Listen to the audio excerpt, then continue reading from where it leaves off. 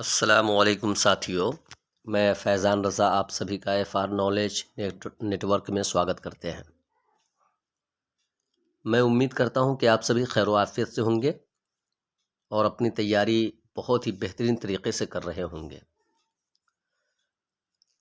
आज का ये जो वीडियो है ये उर्दू दरख्वास्त और दावतनामा के ऊपर मैंने इस वीडियो को बनाने की कोशिश किया है। मैं उम्मीद करता हूं कि आप सभी को आज का ये वीडियो बहुत ही बेहतरीन लगेगा और इससे आप कुछ इस्तिफ़ादा हासिल कर सकते हैं। एक चीज़ और मैं बताना चाहता हूं दोस्तों कि अभी तक तो आपने बहुत सारे दरख्वास्त, दावतनामे और ख़त वगैरह आपने देखा होगा, लेकिन इससे आसान तरीक़ा आज तक आपने नहीं देखा होगा। तो मैं चाहता हूं कि आप सभी मेरे इस वीडियो को शुरू से आखिर तक देखें। इंशाअल्लाह आपको इस एक वीडियो में दरख्वास्त, नवेशी और दावतनामा किस तरीके से लिखें, ये सारी की सारी बातें आज स्टेप बाय स्टेप आप सभी को बताने की मैं कोशिश करूँगा। तो चलिए स्टार्ट करते हैं आज का ये वीडियो, जो कि दरख्वास्त और दावतनामा पे मुश्तमिल है। जैसा कि आप सभी देख पा रहे हैं, है नहीं, मैंने एक पॉइंट दिया कि उर्दू में दरख्वास्त और दावतनामा लिखने का सबसे आसान तरीक़ा, ये बिल्कुल ही सही और एकदम सालिम है कि इससे आसान तरीक़ा नहीं हो सकता। उन बच्चों के लिए जो ख़ासकर 10वीं जमात या 12th जमात के लिए जो तैयारी कर रहे हैं और तालिबे इल्म के लिए ख़ासकर ये बहुत ही आसान तरीक़ा है। तो चलिए देखते हैं। सबसे पहले हम बात करेंगे दरख्वास्त यानी एप्लीकेशन की बात करेंगे कि एप्लीकेशन हमें किस तरीके से लिखनी चाहिए और कैसे लिखनी चाहिए, अपने प्रिंसिपल साहब को किस तरीके से अदब के साथ गुजारिश करनी चाहिए, वो सारी बातें मैंने नफ्से मज़मून तक मैंने इसमें पेश कर दिया है। और एक चीज़ और याद रखिए कि कहीं भी और किसी भी एग्ज़ाम में जो नंबरात जो हासिल होते हैं ना, वो पॉइंट के ही ऊपर हासिल होते हैं। अगर आपका पॉइंट बेहतर है तो आप आसानी के साथ अच्छे नंबर हासिल कर सकते हैं, वरना डायरेक्ट लिख देने से आपको शायद नंबर नहीं मिल सकता। तो इस पॉइंट को आप कभी भी ना भूलें। ये जैसा कि आप देख पा रहे हैं आपके सामने है, सबसे पहला पॉइंट है बख़िदमत जनाब प्रिंसिपल साहब। यानी आप किनको लिख रहे हैं उनका ज़िक्र पहले होनी चाहिए, क्योंकि एप्लीकेशन में हमेशा जो प्रिंसिपल साहब जो होते हैं जिसके लिए आप एप्लीकेशन लिख रहे हैं वो सबसे ऊपर होता है। ठीक है, तो नंबर 1 पॉइंट ये हो गया। चलिए, नंबर 1 पॉइंट ये हुआ। नंबर 2 है आप कहाँ हैं, कहाँ लिख रहे हैं, जगह का नाम देना होगा या स्कूल का नाम। तो नंबर 2 में आ गया ज्ञान भारती पब्लिक स्कूल। ठीक है, अच्छा, अब उसके बाद वो जगह कहाँ है यानी स्कूल कहाँ है, तो वो जगह का पता तीसरे पॉइंट में आ गया कि मोरसन रुनी सैदपुर सीतामढ़ी। अब आप एक चीज़ याद रखिएगा, आप कहीं से भी लिख रहे हो उस जगह का नाम दीजिएगा, ये नहीं कि सेम टू सेम यही उतार दीजिएगा। ठीक है, तो बख़िदमत जनाब प्रिंसिपल साहब ज्ञान भारती पब्लिक स्कूल, आपका जो स्कूल होगा वो यहाँ दीजिएगा। उसके बाद दूसरा है वो स्कूल आपका किस जगह पे है, वो जगह का नाम दीजिएगा, मोरसन रुनी सैदपुर सीतामढ़ी। अगर सपोज डेट एग्जांपल के तौर पर ये ले लीजिए कि आपका अगर स्कूल दिल्ली में है नहीं, तो आप इस तरीके से लिख सकते हैं कि न्यू बिहार, है नहीं, दिल्ली, या जो भी जगह हो। ठीक है नहीं, अब उसके बाद दरख्वास्त किस लिए आप पेश कर रहे हैं।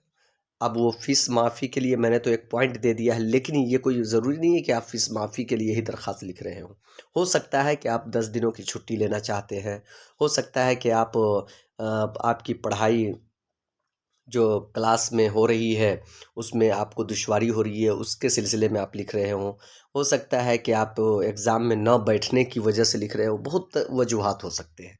तो ये सारी वजूहात आप इस पॉइंट में यानी 4 नंबर पॉइंट पे आप लिखेंगे कि दरख्वास्त बराए फ़ीस माफ़ी या दरख्वास्त बराए इम्तिहान से इम्तिहान से अखराज के सिलसिले में, या इम्तिहान न देने के सिलसिले में, है नहीं, या बीमारी की वजह से 10 दिनों की छुट्टी के सिलसिले में। इस तरीके से आप पॉइंट दे सकते हैं। तो चलिए, ये तो पॉइंट हो गया, 4 पॉइंट आप देख लिए। अब अगला है कि नफ्से मज़मून में क्या होगा, स्टार्ट हम कहाँ से करेंगे। तो सबसे पहले आप आपका जो यानी कि आदाब होगा वो जनाब आली से स्टार्ट करेंगे। जो सबसे ऊपर होगा कहेंगे जनाब आली। अब आगे आपकी सारी बातें होंगी कि नहायत अदब और एहतराम के साथ गुजारिश है कि मेरे वालिद एक गरीब किसान है। मेरे वालिद एक गरीब किसान है। इस बार अच्छी फसल न होने की वजह से उनकी माली हालात पहले से और ज़्यादा ख़राब हो गई है। पहले से और ज़्यादा ख़राब हो गई है। वह इस लायक नहीं है कि मेरी पढ़ाई का क्या करे, फीस अदा कर सके। मेरी पढ़ाई का फीस अदा कर सके। लिहाजा मेरे इस महीने का स्कूल फीस माफ़ किया जाए। देखिए रिक्वेस्ट कैसे करेंगे आप। लिहाजा मेरे इस महीने का स्कूल फीस माफ़ किया जाए। मैं उम्मीद करता हूँ कि मेरी दरख्वास्त आप ज़रूर कबूल फरमाएंगे। मैं उम्मीद करता हूँ मेरी दरख्वास्त आप ज़रूर कबूल फरमाएंगे। ऐन नवाजिश होगी। अगर आप कबूल फरमाते हैं तो ये आपकी नवाजिश है, ये आपका करम है। चलिए अब ये तो हो गए नफ्स मज़मून, बहुत शॉर्ट है ये, ठीक है। इसमें आप अपने हिसाब से जो जिस सिलसिले में आप दरख्वास्त लिख रहे हैं, एप्लीकेशन लिख रहे हैं, उस सिलसिले में आप अंदर में बातें कर सकते हैं। अब आगे फिर लास्ट स्टेज जो होगा, इख्तिताम जो होगा, वो किस अंदाज में करेंगे, वस्सलाम, ठीक है। अब अगला पॉइंट हो जाएगा कि आपका अजीज़ शागिर्द, आपका अजीज़ शागिर्द या आपका अजीज़ यानी तालिब इल्म, जो कहना है वो कर सकते हैं। उसके बाद आप अपना नाम लिखेंगे, आकिफ़ कमर, 10वीं जमात। अब देखिए जिस जमात में है वो भी अगर शो कर देते हैं तो ये ज़्यादा बेहतर है, ठीक है। क्योंकि हो सकता है कि आकिफ़ कमर के नाम से और भी बच्चे हों, है नहीं। तो अगर आप जमात का नाम अगर यहाँ पर शो करते हैं तो ज़्यादा मोतबर साबित होगा। क्योंकि ऐसे तो एप्लीकेशन के अंदर में बहुत जगह आपको जमात समझ में नहीं आएगी, है नहीं, लेकिन मैंने यहाँ जमात दिया है ताकि आप लोगों को ज़्यादा और फ़ायदा हासिल हो।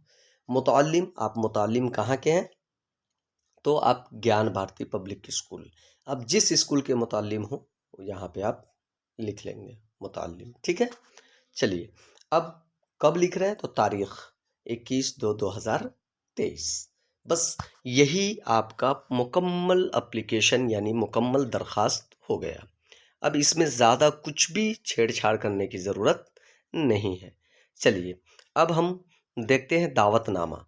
दावतनामा किस तरह लिखेंगे, वो बहुत ही आसान तरीक़ा है दावतनामा लिखने का। अब वो दावतनामा जिस सिलसिले में हो वो आप लिख सकते हैं। जैसे अब यहाँ पे आप देख रहे हैं दावतनामा आपके सामने है। कह रहे हैं मुकर्रमी जनाब, अब जिनके नाम लिखना है, मान लीजिए एग्जाम्पल फॉर, है नहीं, आप किसी दोस्त के यहाँ लिख रहे हो, जैसे खालिद आपका दोस्त है, खालिद, मुकर्रमी जनाब खालिद, अस्सलामु अलैकुम वरहमतुल्लाह। यानी ये जो खाली जगह मैंने रखा है वो नाम लिखने के लिए रखा है। तो आप जिनको लिख रहे हैं आप उनका नाम इस जगह आप लिख सकते हैं, ठीक है। चलिए अब उसके बाद कह रहे हैं कि बाद अज सलाम मसनून अर्ज़ खिदमत है कि मस्जिद गौसिया इकबालिया माधोपुर सुल्तानपुर में बतारीख़ 25 फरवरी 2023 ईस्वी बरोज़ हफ्ता बाद अज नमाज इशा, यानी बाद नमाज इशा, अब क्या होगा, तो ख़त्म कुरान, देखिए, यानी ख़त्म कुरान। अब अगर आपके घर पे है तो आप जो है से अपने घर का पता दीजिए। आप अपने यहाँ पर मस्जिद गौसिया इकबालिया की जगह आप अपने घर का पता दे सकते हैं। ये कोई ज़रूरी नहीं, मैंने जो लिखा है वही चीज़ नहीं होनी चाहिए, आप इसमें अपने घर का पता दे सकते हैं, ठीक है। जो तारीख़ होगी आप इसमें चेंज कर सकते हैं, है नहीं। हू बहू इसी चीज़ को नहीं होता है, सिर्फ आपका सारा चीज़ वही होगा, बट जैसे नाम का कॉलम हो गया, आपका जैसे पता का कॉलम हो गया, ये जो आप देख रहे हैं यहाँ इस जगह, उसके बाद तारीख़ हो गया, ये सारी चीज़ें क्या होंगी, बदलती हुई नज़र आएंगी, ठीक है। उसी तरीके से अब ये तकरीब आपकी क्या है, तो अब यहाँ पर ख़त्म कुरान है, तो ये नहीं कि आपका ख़त्म कुरान ही होगा, हो सकता है शादी की तकरीब होगी, हो सकता है कि आप किसी और वजूहात से दावत कर रहे हों, यानी बहुत सारे वजूहात हो सकते हैं, ठीक है। उसके बाद आगे आप क्या करेंगे, के सिलसिले में अब ख़त्म कुरान, अब मान लो ख़त्म कुरान नहीं है, यहाँ पर कोई और बातें हों तो कोई और बात लिख कर करके, जैसे शादी के सिलसिले में या नए घर बनने के सिलसिले में एक रूहानी तकरीब का इनेकाद किया गया है।